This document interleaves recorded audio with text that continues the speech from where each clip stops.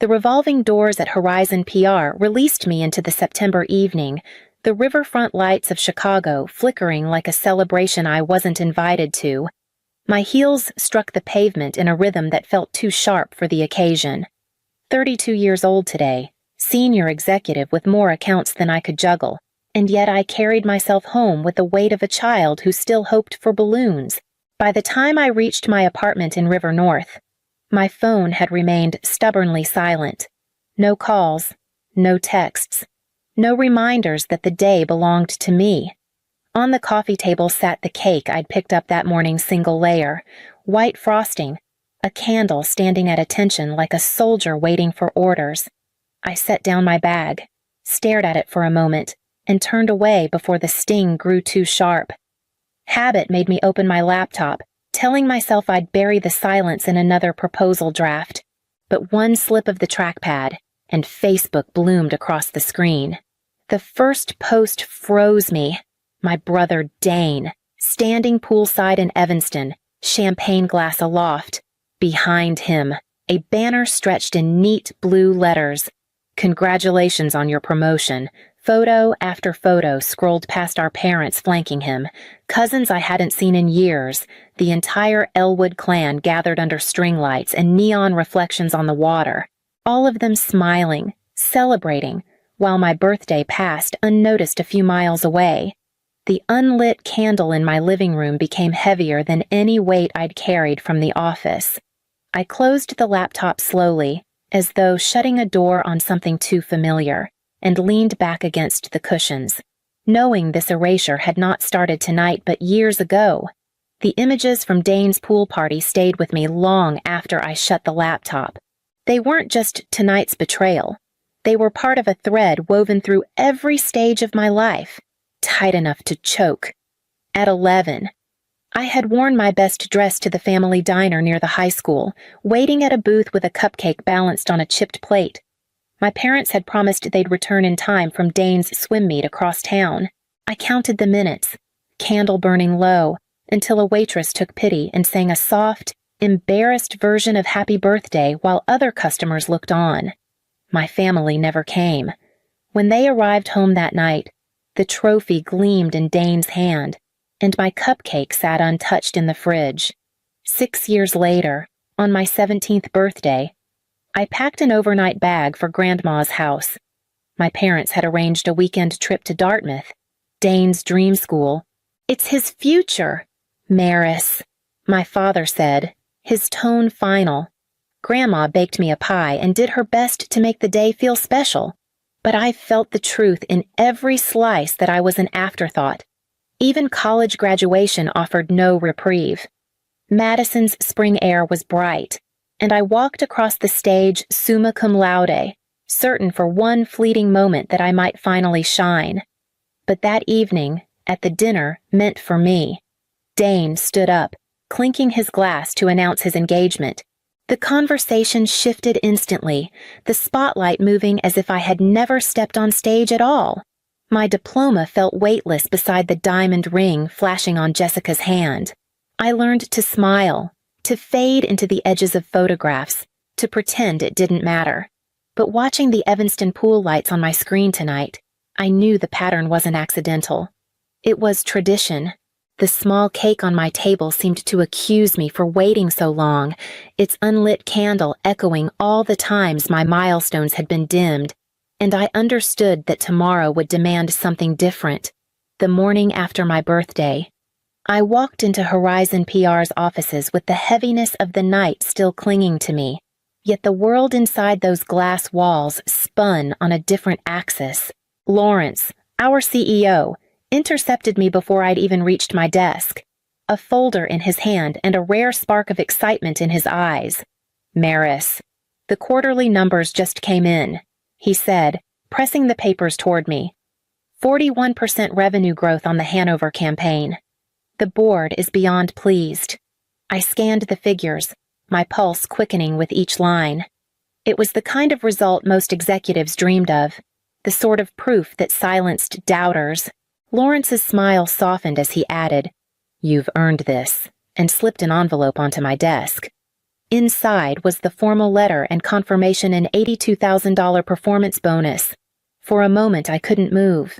My entire career had been spent clawing for acknowledgement, not just at home, but everywhere.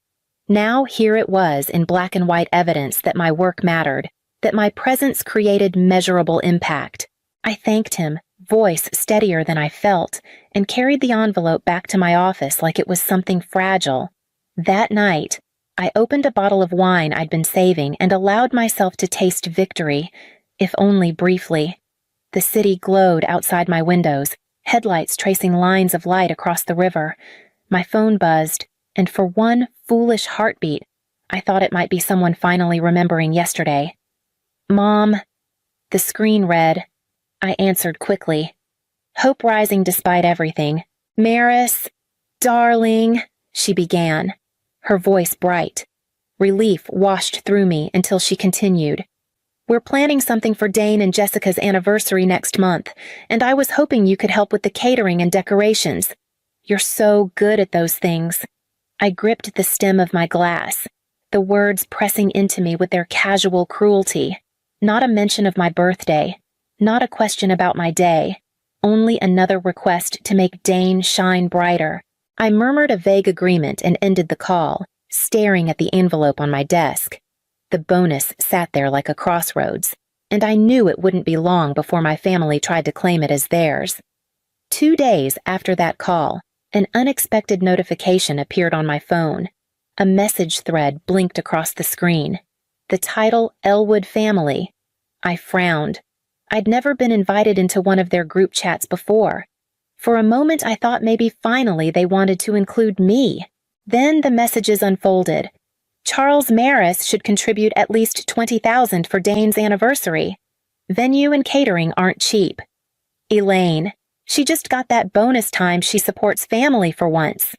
I stared, pulse thrumming in my ears. $20,000, a quarter of what I had worked years to earn. I scrolled further. Jokes about how generous Dane had always been, how the legacy needed to be honored. And then, the final insult my name typed as Maris. 2 S's, not even corrected. It shouldn't have cut so deep, but it did. A lifetime of being overlooked condensed into a single typo. Not even my mother could be bothered to spell her daughter's name right while discussing how to siphon money from her. My hands shook as I locked the phone, setting it face down on my desk. Outside, the Chicago skyline glittered with its usual confidence, but inside I felt something shifting, hardening. For years I had swallowed these moments whole, smiling, nodding, quietly accepting the erasure. But this was different. This was written proof. Undeniable and merciless. I picked the phone back up, rereading until the words blurred. Support the family. As if I had never supported them with silence, with patience, with all the years of standing in Dane's shadow. That night, the envelope with my bonus letter lay beside me on the table, its edges sharp against the dim light. For the first time, I wasn't just hurt, I was angry. And the anger didn't feel fleeting. It felt like fuel, carrying me toward the dinner they had planned for the weekend. The Elwood house in Winnetka looked as polished as ever, its white stone exterior glowing in the early evening light. I parked at the curb, my hands gripping the steering wheel longer than necessary. Walking up the path felt like walking into a courtroom where the verdict was already written. Inside, the scene played out as predictably as a script I had memorized since childhood. My mother fussed with flowers in the dining room. My father poured himself a scotch by the fire, and Dane lounged on the sofa, tan from some weekend trip. We exchanged pleasantries over salmon and asparagus, the conversation circling inevitably toward my brother's achievements. Then, as dessert plates were set down, my father cleared his throat. "Maris, we need to discuss your contribution to Dane and Jessica's anniversary celebration." His voice carried the weight of command. "Not request." My mother chimed in quickly. Pearls catching the chandelier light. $20,000 would cover the venue and catering. Family supports. Family. Darling. For years, Those words had been a leash. Tonight, I felt them snap. I can't, I said quietly. The room stilled. Forks froze halfway to mouths. My father's brows knit together. I beg your pardon, I can't contribute $20,000. I repeated, my tone steadier this time. That's a quarter of my bonus. I have other plans for it. A silence spread across the table, thick and unyielding. My mother blinked, her smile faltering. After everything we've done for you, what exactly have you done for me? The words slipped out before I could catch them. They hung in the air, sharp as broken glass. My father rose, looming over the table. Ingratitude will not be tolerated in this house. Your brother is the real achiever. The least you can do is support him. My hands trembled as I gathered my purse, but my voice stayed firm. Then I suppose I don't belong in this house. I walked out before the guilt could root itself in me again, the night air cool against my skin. By the time I reached my apartment, my phone buzzed with a message from Ivy. When I told her what had happened, she didn't hesitate. What exactly have they done for you lately? Her question lingered in the silence, pointing me toward an answer I had avoided for too long. The days after Winnetka passed in a blur of silence from my family, broken only by Ivy's steady voice, reminding me that no was a complete sentence. Still, the echo of my father's anger and my mother's feigned tears lingered. I needed something more than words to prove I was done playing my part in their script. Late one night, I opened my laptop and typed Michigan lakefront property. The listings rolled across the screen: cabins, cottages, sprawling homes perched above wide blue water. One in particular held me. A cedar-shingled cottage near South Haven, built in the 1940s. 4 bedrooms, a stone fireplace, a wraparound deck facing the lake. The photos showed mature pines hemming in the yard, the kind of quiet that looked like a promise. 2 days later, I stood on that deck, the September air sharp with the scent of water and wood smoke. The realtor explained the owners had already moved to Arizona. They were motivated to sell. My credit was solid, my bonus intact. For once, every piece aligned. I'll take it, I heard myself say. The words sounded foreign, bold, but entirely right. At the closing, Mrs. Harrington sat beside me, her hands folded over her purse. She had insisted on coming, declaring that no one should sign papers for a new home alone.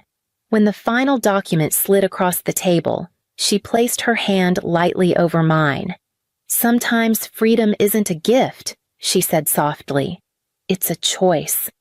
I scrawled my name with a steadiness I hadn't felt in years. The keys slid into my palm, small and metallic yet heavier than anything I had carried home from an office. Driving back to Chicago with the deed tucked into my bag, I realized the Elwood family could keep their pool parties and staged photos. I had something better, a sanctuary of my own making, and a lock that only my key could open. The first weekend at the cottage, I woke to light streaming through wide windows and the sound of gulls sweeping low over the water. The air smelled of pine and possibility. I carried my coffee onto the cedar deck, barefoot, and took a photo almost without thinking just me. The lake stretching endless behind me, the railing still rough from fresh stain. On the caption line, I typed birthday gift to myself. Then I pressed post. By the time I rinsed my mug, my phone vibrated with a flood of notifications. 17 missed calls within the first hour. Dozens of texts piling on top of each other. My mother's name appeared again and again. How could you do this without us? You're making the family look bad. Call me immediately. I set the phone down, letting it buzz itself into silence. For once, I didn't feel guilty. I felt free. That evening, the cottage filled with people who had shown up for me in ways my family never had. Ivy arrived first with a bottle of wine and her irreverent humor. Colleagues from Horizon followed, their laughter spilling across the rooms. Mrs. Harrington appeared last, carrying a quilt in shades of blue and green. "Every home needs something stitched with love," she said, pressing it into my arms. We grilled on the deck, music humming softly from a speaker, the lake catching the last gold of the day. I looked around at the faces glowing in the firelight, realizing I didn't need a family's approval to feel celebrated. I only needed people who saw me, who chose to be here. While my phone lit up inside with more accusations, I poured another glass of wine and raised it with my friends, knowing the real reckoning with my parents was still to come. The invitation to dinner came as a command, not a request. Sunday, 7 sharp. "We need to talk," my father's voice had said over the phone, clipped and final. I drove to Winnetka with 3 photo albums stacked on the passenger seat and a folder of receipts tucked beneath them. My hands gripped the steering wheel so tightly the leather groaned. Inside, the mansion looked the same as always, grand, immaculate, a museum of appearances. My mother greeted me with tissues already in her hand, eyes rimmed with carefully smudged eyeliner. My father stood rigid by the fireplace, glass of scotch in hand. Dane shifted uneasily on the sofa, his wife's smile brittle beside him. We sat at the dining table, the good china gleaming under candlelight. My father wasted no time. "Your behavior has been reckless. Buying property without consulting us, broadcasting it online. This reflects poorly on the family." I slid the first album onto the table. "Let's talk about family." The pages opened to Dane's birthday's pool parties crowded with friends. A car wrapped in a bow at 18, parents beaming in every frame. My father's jaw tightened, but he said nothing. I placed the second album beside it. Sparse pages, store-bought cupcakes, a photo of me at 11 with Grandma, the only candle already half melted. "This is mine," I said. My mother's hand trembled as she turned the empty pages. The third item was a spreadsheet, highlighted and color-coded. Tuition paid in full for Dane, partial scholarships for me, vacations abroad for him, summer camps for me, thousands against hundreds. The numbers told their own story. Finally. I unfolded a diary page in faded pencil. Maybe next year they'll remember my birthday without Grandma calling. The silence that followed was heavier than the air itself. My mother began to cry, this time without calculation. My father's face flushed dark, his voice strangled. Dane's eyes stayed fixed on a photo of himself at 8. My younger face blurred in the background, smiling too tightly. I gathered my bag but left the albums and papers in the center of the table. "Consider them a gift," I said, and walked out into the night, the weight I carried shifting into something sharper resolve for whatever came next.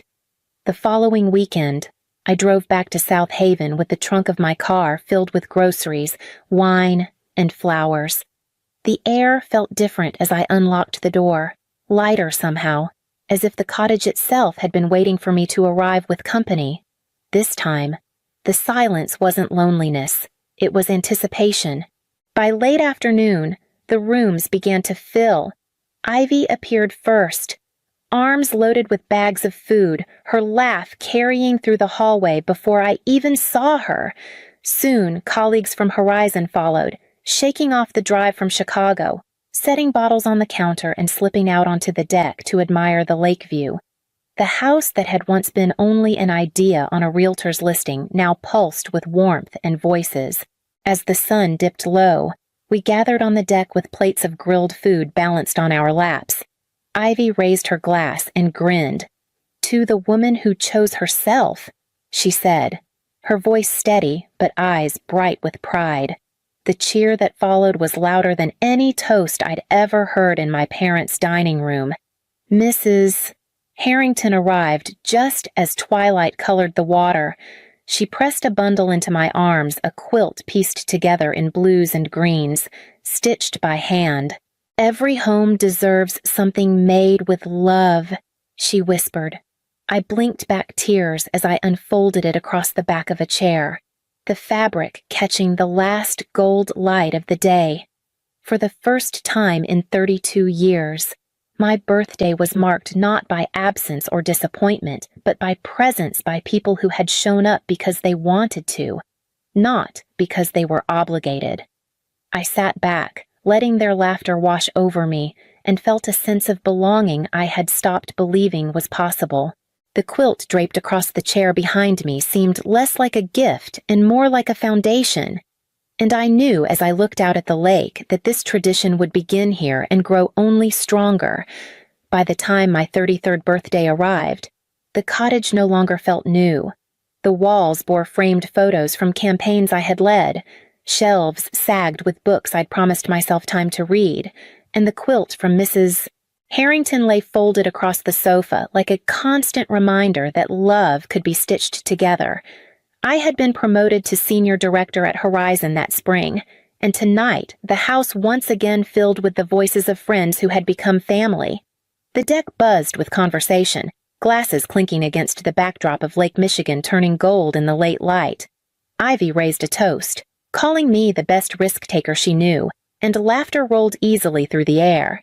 For once, joy didn't feel fragile, it felt earned. When a car pulled into the gravel drive, I expected another colleague arriving late. Instead, it was Dane.